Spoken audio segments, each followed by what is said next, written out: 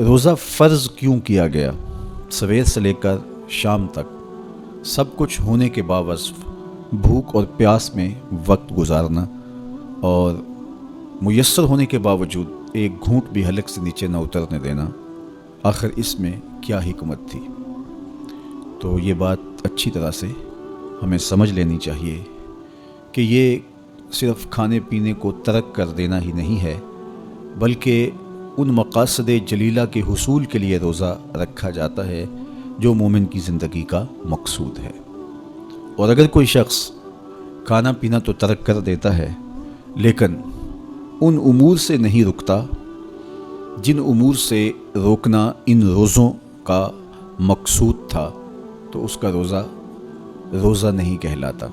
روزے میں تو ان امور سے بھی روک دیا گیا جو امور عام زندگی میں جائز تھے، جو مشروع تھے، مباح تھے، لیکن روزے میں ان جائز مباح امور سے بھی منع کر دیا گیا۔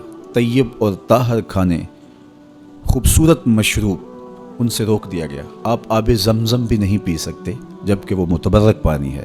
شہر مدینہ میں بیٹھ کر شہر مدینہ کی پکی ہوئی کھجوریں بھی آپ نہیں لے سکتے، اس لیے کہ آپ روزے سے ہیں۔ تو روزے میں آپ کو متبرک چیزیں کھانے سے بھی روک دیا گیا، متبرک مشروب پینے سے بھی منع کر دیا گیا۔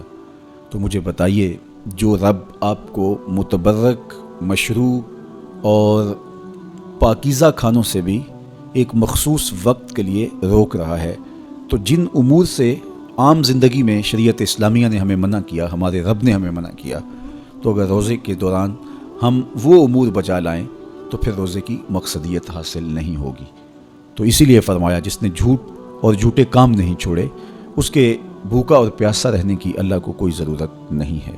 تو وہ یہ چاہتا ہے کہ میرے بندے ان امور سے بھی جب رک جائیں گے جن امور سے عام زندگی میں نہیں روکا گیا، تو وہ لازمی طور پہ ان امور سے رکنے کی کوشش کریں گے جن امور سے اسے منع کیا گیا ہے۔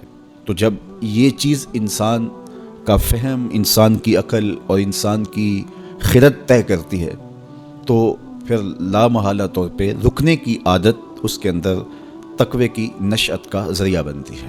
تو جو چیز جائز اور مشروع تھی، ایک وقت کے لیے اس چیز سے بھی ہم رکے تو ہماری طبیعت کے اندر یہ ملکہ پیدا ہو گیا کہ ہم اس سے رکنے کا مزاج پیدا کر لیتے ہیں۔